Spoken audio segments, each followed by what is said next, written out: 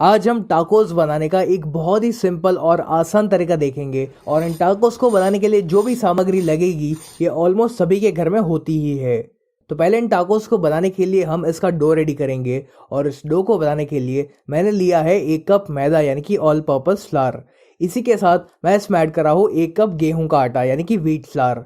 आप चाहो तो इन टाकोस को सिर्फ और सिर्फ मैदा से भी बना सकते हो या फिर अगर आप इसको हेल्दी तरीके से बनाना चाहते हो तो आप सिर्फ गेहूं के आटे का इस्तेमाल करोगे तो भी चलेगा।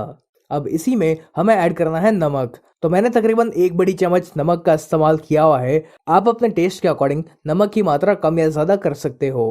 फिर इसमें जाएगा 2 बड़ी चम्मच तेल। मैंने इसमें रिफाइंड ऑयल का इस्तेमाल किया हुआ है। आप किसी भी ऐसे तेल का इस्तेमाल मत करिएगा जिसका एक बहुत ही स्ट्रॉन्ग फ्लेवर हो। अब बस हमें इसमें थोड़ा थोड़ा पानी ऐड करते जाना है और इसका हम एक सॉफ्ट डो बनाएंगे। तो ज़रूरत के अनुसार आप इसमें थोड़ा थोड़ा पानी ऐड करते जाइए और इस डो को आपको अच्छे से गूंथना है।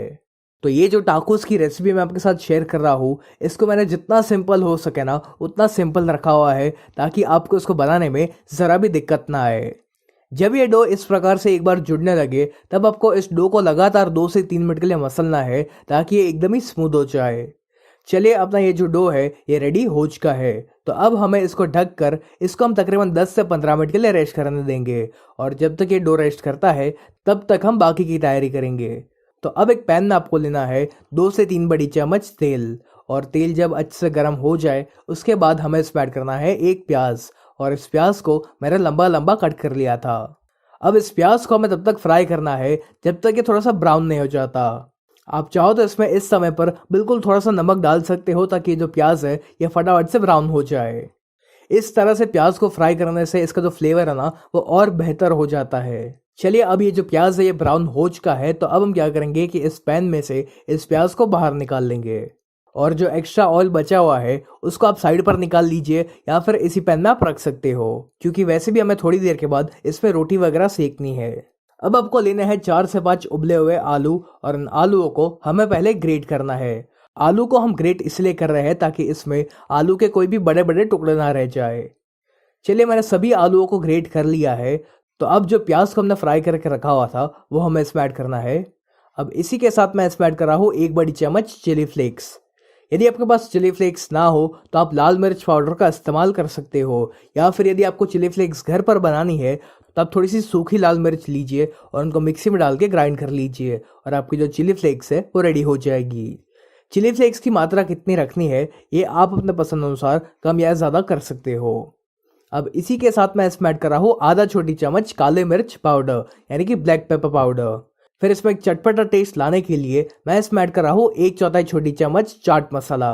चाट मसाला की जगह पर आप इसमें थोड़ा सा नींबू का रस भी डाल सकते हो। फिर मैं इसमें ऐड कर रहा हूँ स्वाद अनुसार नमक। तो मैंने 1 छोटी चम्मच नमक का इस्तेमाल किया हुआ है। एक बात का ध्यान रखें कि आपको इसमें बहुत सारा नमक नहीं डालना है क्योंकि हमने इसमें चाट मसाले का भी इस्तेमाल किया हुआ है। अब सबसे आखिर में हम इसमें ऐड करेंगे थोड़ा सा कोरिएंडर यानी कि धनिया और फिर इन सभी को हम एक बार मिक्स करेंगे। चलिए अपना ये जो स्टफिंग है ये भी रेडी हो चुका है और हमारे डो को भी रेस्ट किए हुए तकरीबन 10 से 15 मिनट हो चुकी है। तो इस डो को हम वापस 1 मिनट के लिए मसलेंगे और फिर आपको क्या करना है कि इस डो को आपको 2 बराबर बराबर हिस्सों में डिवाइड करना है और अब किसी भी एक फ्लैट सरफेस के ऊपर या फिर एक चकले के ऊपर आपको थोड़ा सा मैदा या फिर गेहूं का आटा छिड़कना है और इसके ऊपर इस डो को रख कर हमें इसे रोल करना है। अब एक चाकू की सहायता से हम इसको बराबर बराबर हिस्सों में डिवाइड करेंगे और इतने डो की क्वांटिटी में से आप तकरीबन 10 से 12 टाकोस बना पाओगे। अब इस डो को हाथों में रखकर आपको इसको एक गोल शेप देना है और फिर एक चकले के ऊपर आपको वापस थोड़ा सा मैदा या फिर गेहूं का आटा छिड़कना है और इसके ऊपर हम इस बॉल को रखेंगे और इसको हमें इस मैदा या फिर गेहूं के आटे में अच्छे से डस्ट करना है। फिर एक बेलन की सहायता से हम इसको बेलेंगे लेकिन ध्यान रहे कि आपको इसको ना ही बहुत ज़्यादा मोटा बेलना है और ना ही बहुत ज़्यादा पतला बेलना है। तो जैसे कि आप देख रहे हो कि इसको मैंने बेल लिया है और इसकी थिकनेस मैंने इतनी रखी हुई है और ठीक इसी प्रकार से आपको बाकी सारी रोटी को भी बनाकर रेडी करना है। जब सारी रोटी बनकर रेडी हो जाए तब हम उनको सेकेंगे। तो इनको सेकने के लिए आप तवा को एक बार अच्छे से गर्म कर लीजिए और फिर आपको इन रोटियों को हाई फ्लेम पर ही सेकना है। अभी फिलहाल आपको इस रोटी को पूरी तरीके से नहीं सेकना है, इनको बस हम कच्चा पक्का सेकेंगे क्योंकि इन रोटी को हम दूसरी बार भी सेकने वाले हैं। तो इसलिए इन रोटी को आप हाई फ्लेम पर इस तरह से पलट पलट कर फटाफट से सेक लीजिए। और इनको आपको तब तक सेकना है जब तक इस रोटी के ऊपर हल्के से बबल्स नहीं आ जाते।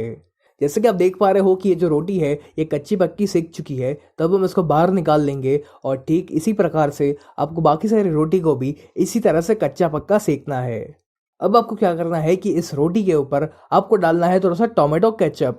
आप चाहो तो टोमेटो केचप की जगह पर रेड चिली सॉस या फिर शेजवान सॉस का भी इस्तेमाल कर सकते हो, या फिर अगर आपको मेयोनीज पसंद हो तो आप उसका भी इस्तेमाल करोगे तो भी चलेगा।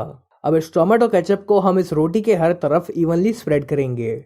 अब जो आलू का हमारा स्टफिंग था उसको हमें इसकी एक साइड पर रखना है और इसको हम इवनली स्प्रेड कर लेते हैं। इस आलू के स्टफिंग को आपको रोटी की हर तरफ स्प्रेड नहीं करना है, इसको हम रोटी की सिर्फ एक तरफ ही स्प्रेड करेंगे। अब इस स्टफिंग के ऊपर हम ऐड करेंगे थोड़ा सा चीज़। तो मैंने मोज़रेला चीज़ का इस्तेमाल किया हुआ है, आप चाहो तो प्रोसेस चीज़ का भी इस्तेमाल कर सकते हो। और चीज़ की मात्रा कितनी रखनी है ये भी आप अपने पसंद अनुसार कम या ज़्यादा कर सकते हो। और बस इस रोटी को हम इस तरह से इसके ऊपर रख देंगे और इसका हमें हल्का सा प्रेस भी कर लेना है ताकि इसमें चिपक जाए। चलिए, अपना ये जो टाकोस है ये ऑलमोस्ट रेडी हो चुका है और इसी तरह से आपको बाकी सारे टाकोस को भी बनाकर रेडी करना है। तो जब आपके घर पर गेस्ट वगैरह आ रहे हो तो आप इन टाकोस को इस तरह से रेडी रख सकते हो और बस फिर आपको एंड टाइम पर उसको सेकना है और सर्व करना है। तो मैंने इस तरह से सारे टाकोस रेडी कर लिए हैं। तो अब उसी पैन में मैं ऐड कर रहा हूँ थोड़ा सा बटर। अब बटर की जगह पर ऑयल का भी इस्तेमाल कर सकते हो, लेकिन मैं रेकमेंड करूँगा कि आप बटर का ही इस्तेमाल करें क्योंकि बटर का इसमें बहुत ही बढ़िया सा फ्लेवर आता है। बटर जब मेल्ट हो जाए तब आपको इस टाकोस को इसमें रखना है और इनको हम स्लो फ्लेम पर ही सेकेंगे ताकि ये बहुत ही ज़्यादा क्रिस्पी बन सके। यदि आप इसको हाई फ्लेम पर सेकने जाओगे तो ये फटाफट से ब्राउन तो हो जाएगा लेकिन उतना क्रिस्पी नहीं बन पाएगा। तो यदि आप भी अपने टाकोस को बहुत ही क्रिस्पी बनाना चाहते हो तो इनको स्लो या फिर मीडियम फ्लेम पर ही सेके। थोड़ी देर बाद आप इसको पलट लीजिए और ठीक इसी प्रकार से आपको इसकी दूसरी साइड को भी सेकना है। जब दोनों साइड्स अच्छे से सेक जाए तब हमें इसकी नीचे की साइड को भी सेकना है। तो 2 चम्मच की सहायता से आप इसको इस तरह से सेक सकते हो। चलिए, हमारा ये जो टाकोस है ये हर तरफ से अच्छे से सेक चुका है, तब हम इसको बाहर निकाल लेंगे। और ठीक इसी प्रकार से आपको बाकी सारे टाकोस को भी बनाकर रेडी करना है। तो ये जो टाकोस है ये दिखने में जितना सुंदर लगता है उससे कई ज़्यादा ये बनाने में आसान है और खाने में क्रिस्पी होने के साथ साथ ये बहुत ही टेस्टी बनता है। तो आप भी इस टाकोस की रेसिपी को एक बार ज़रूर ट्राई करना और आपको और कौन सी रेसिपीज जाननी है ये आप मुझे कमेंट करके ज़रूर बताएं। अब हम